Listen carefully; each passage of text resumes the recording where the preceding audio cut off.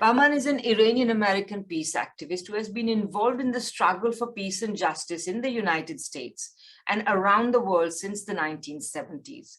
He's a retired professor of sociology and economics, and a representative of the World Peace Council at the United Nations.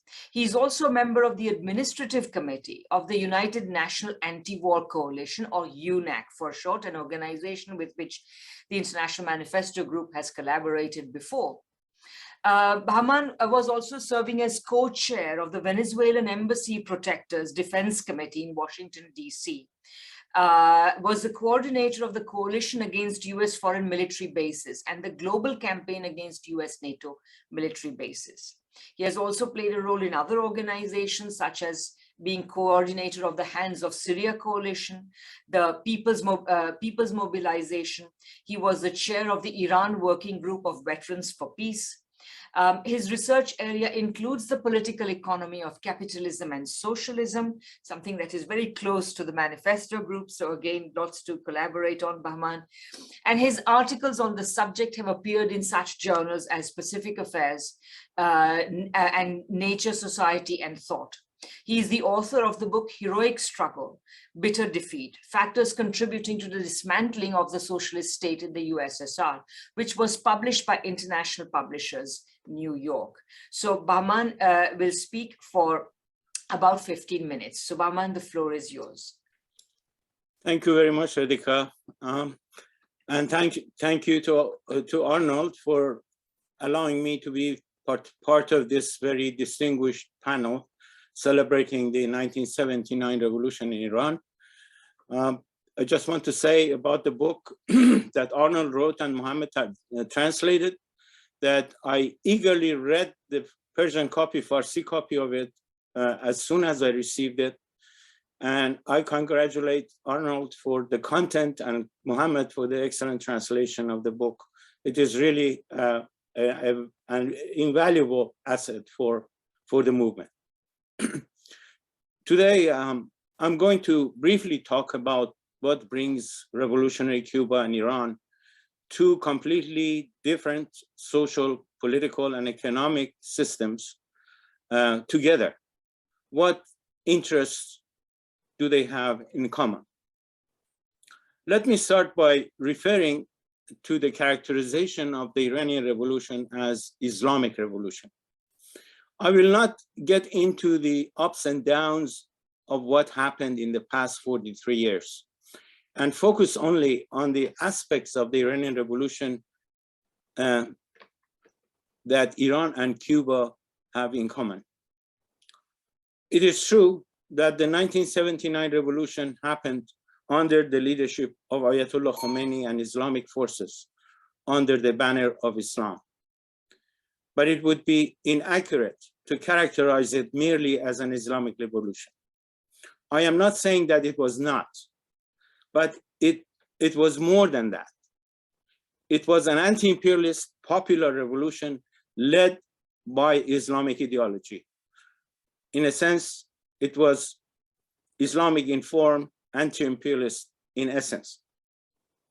Allow me to explain what I'm saying.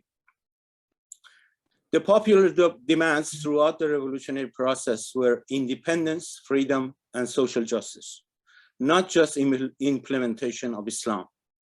For the Islamic leadership, which replaced the term Islamic Republic with replaced it for the social justice as a third demand of the revolution, the two terms were interchangeable.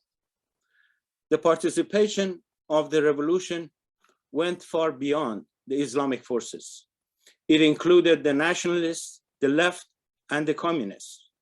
The working class, especially the oil workers, played a key role in bringing down the Shah's dictatorship. In other words, all strata of society, and not just the Islamic forces, supported Ayatollah Khomeini, his anti-imperialist policy, and his leadership.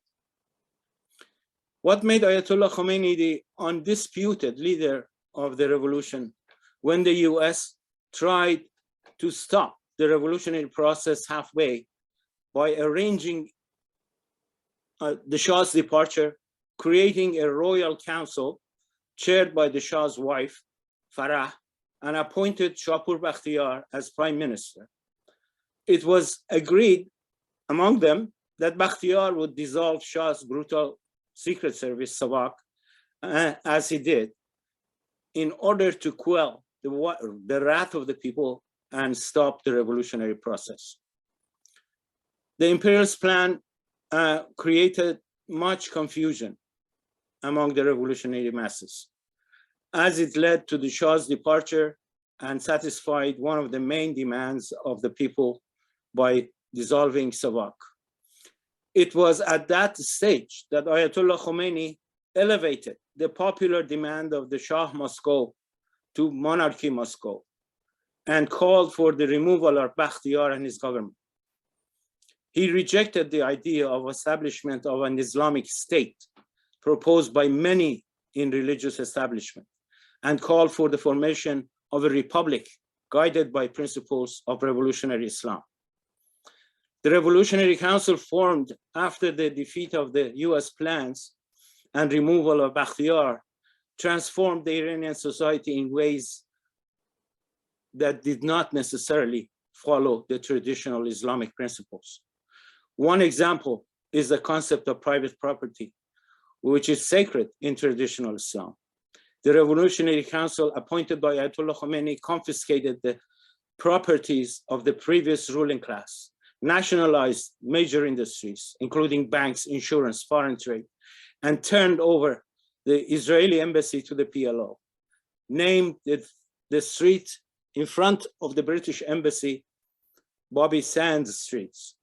The political system was changed from a monarchy into an Islamic, not into an Islamic state, but into a republic, something that had no precedence in Islamic tradition. It expelled 60,000 US military advisors and removed Iran from CENTO military pact with the US and joined the non-aligned movement. Ayatollah Khomeini declared that the workers, not just Islamic forces, are the backbone of the revolution, and stated that the title of the land belongs to the hands of the people who work on it. Based on his pronouncements, the revolutionary government started a broad land reform, which unfortunately was halted as a result of the US instigated and supported 8-year war with Iraq. All these transformations went far beyond what was accepted by traditional Islamic establishment, as was opposed and still is being opposed by conservative Islamic forces within society and the government. Ayatollah Khomeini, in fact, and his supporters of his line had to fight an uphill battle against these conservative forces. The struggle is still going on within the Iranian society and the leadership of the Islamic Republic of Iran.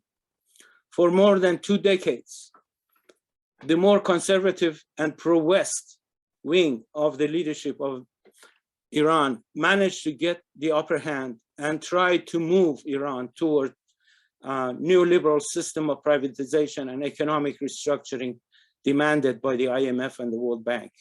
They reduced the concept of neither East nor West as adopted at the beginning of the revolution into just Northeast slogan, and increasingly moved toward reconciliation with the West.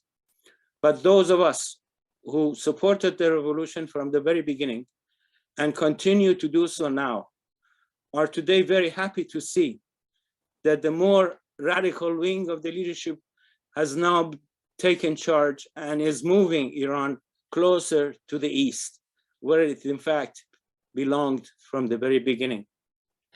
So if we just focus on the Iranian revolution's Islamic ideology and not on the broader anti-imperialist popular character, we will fail to see the objective facts that bring socialist Cuba, led by the Communist Party of Cuba, and the Islamic Iran together.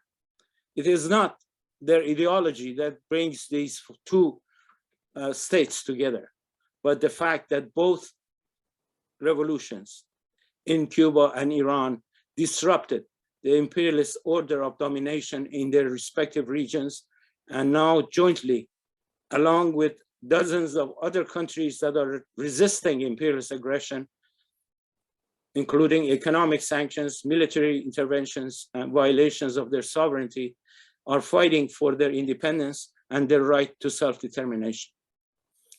It is this objective fact that links the fate of the Cuban and Iranian revolutions together. Let me give you only one example of how the leaders of the Iranian revolution saw the similarities between the Cuban revolution and the Islamic revolution. Shortly after the victory of Iranian revolution, the then Cuban ambassador, first one, to the Islamic Republic, met with Ayatollah Talabani, one of the most progressive leaders of the Iranian revolution.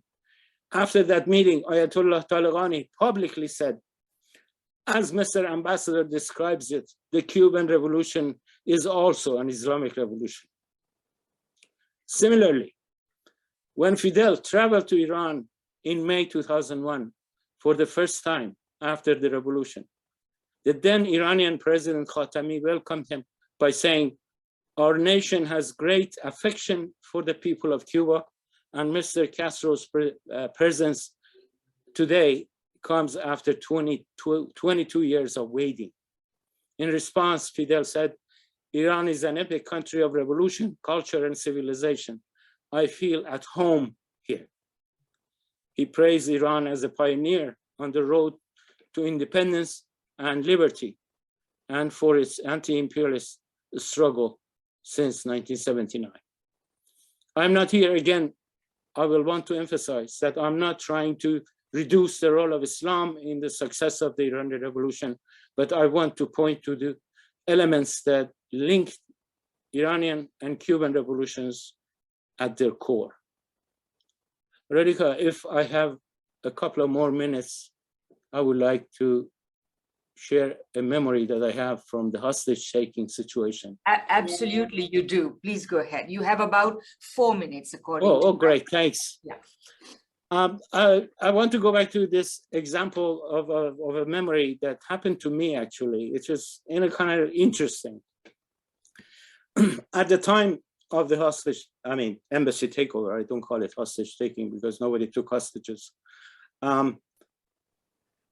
I was working on my PhD dissertation in Southern Illinois. Our campus was full of Iranians and Arabs and other foreign students. We had 900 Iranians on that campus. I was very well known from the beginning, first during the Shah, against the Shah's struggle, and as a staunch supporter of Iranian revolution, well known in the community. The day that the embassy takeover took place,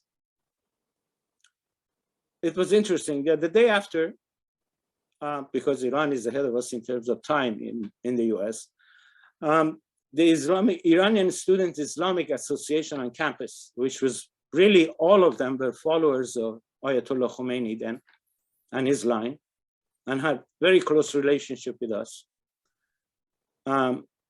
as socialists and communists. They called for a demonstration in front of a student center in defense of the embassy takeover. You can imagine what would happen as a result of that. There was, uproar among the population, in the students, all over. How can you support this and all that? And things got really tense.